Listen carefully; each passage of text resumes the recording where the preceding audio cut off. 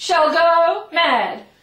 I'll never entertain again, never, never. People ought to know whether they're coming or not, but they accept and regret and regret and accept. They drive me wild.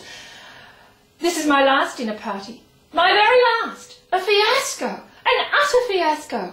A haphazard crowd hurriedly together, when I planned everything so beautifully. Now how shall I seat them? How shall I seat them?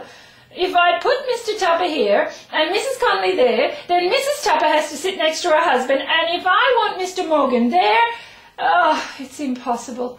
I might as well put their names in a hat and draw them out at random. Never again. I'm through.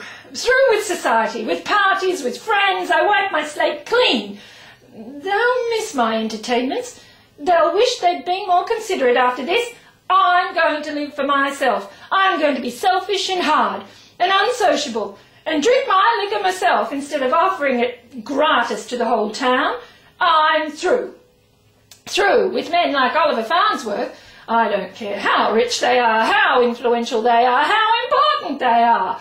They're nothing without courtesy and consideration. Business. Off on train. Nonsense. Didn't want to come. Didn't want to meet a pretty, young, sweet girl. Didn't want to marry her. Well, he's not good enough for you. Don't you marry him. Don't you dare marry him. If you tried to elope or anything like that, do you hear? I'd break it off. Yes, I would. Oliver Farnsworth will never get recognition from me. He is beneath my notice. I hate Oliver Farnsworth.